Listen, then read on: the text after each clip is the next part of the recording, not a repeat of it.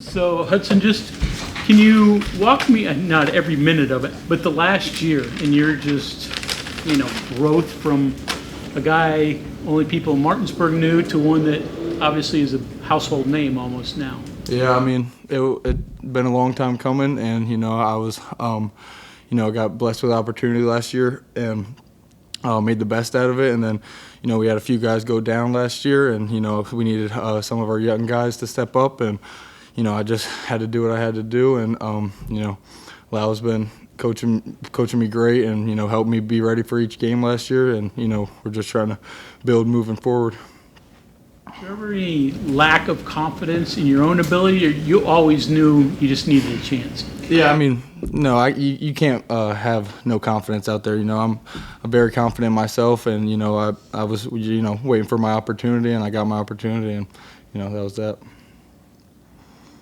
What is your message to walk-ons now, based on your experience? Obviously, it's the peak experience that they were probably dreaming of. I mean, put your head down and work. I mean, there's really no cheat code to it. There's no, I got blessed with a great opportunity and, performed. But, you got to be ready when your number's called. And, you can't, it's, you're working for the unknown, working for hoping to get a scholarship, hoping to get that opportunity. And, when your number's called, you just got to show up. Brother in that regard and tell him that more than maybe most? Definitely. He knows firsthand how it is up here, and he knows what he's going to have to do when he gets up here. And, I mean, that kid's an athlete. He's, really good. So I think he'll be just fine. Can you take us through the 11-on-11 touchdown you had, but then the other one-on-one? Yeah, I mean, one-on-one, a little competition, we do that every day in practice, and Aiden Garn's great DB too. I got this one today, and this was the one y'all happened to see. But practice, we're going back and forth all the time. And then Jordan Jackson, younger guy, in the 11-on-11, and he was there. Nico gave me a great ball outside shoulder, and I made the adjustment, got the catch. But both those DBs, great too, and just happened to go that way for me today. Looked like Nico's throw was basically perfect. Oh, yeah. Nico's throw on both of them were very good.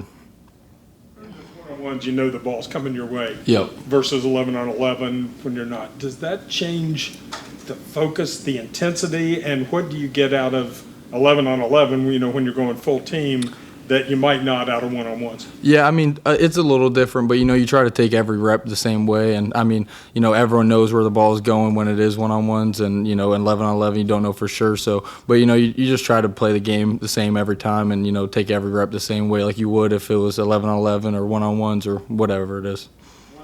Give you a chance to work on a little different move. One-on-ones definitely. There's not as much timing with like RPOs and stuff like that. So it's sort of just you're out there testing stuff out, seeing how stuff feels.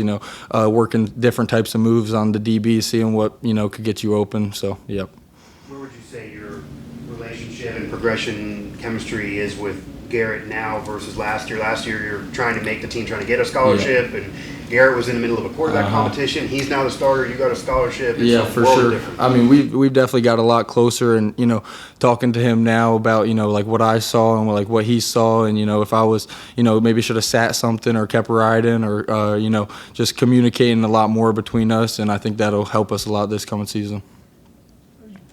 As a receiver now than even maybe this point last year? Oh, yeah, I definitely, you can't – I had a great season last year. I'm very happy with my season, but, I can't plateau. We're on a constant rise upwards, and, I'm just trying to get better every day. So I think, this year I'm should be a lot better than I was last year, and, I got some experience from last year, and I think, this year just going to try to do my best. So if you can point to one thing you think you're doing better now, what would it be? I think probably my route running and just, playing with confidence out there and, knowing the offense a little bit better now and, really being ingrained in the offense and, being one of our more key players now. And I think that's a big difference. When you look back, do you think about how much that Duquesne game has kind of changed your life? Oh, yeah, for sure. I mean, greatest day of my life. I mean, that was, life-changing, literally. I mean, I was a walk-on. No one really knew my name. And then, I got an opportunity. 2 guys went down that game, and, I got my opportunity. And, life-changing. speed has always been kind of an element of your game, even when you were in high school. I know, but how much faster have you gotten since you've been here? Yeah, I mean, another winter with Mike Joe is, I mean, that's the best thing any athlete can ask for. I mean, that dude knows what he's talking about, and he's been getting me stronger, faster, all the above. But, yeah, I mean, you know, speed, you know, in high school, speed was something that I might not have looked fast, but I felt like I was moving.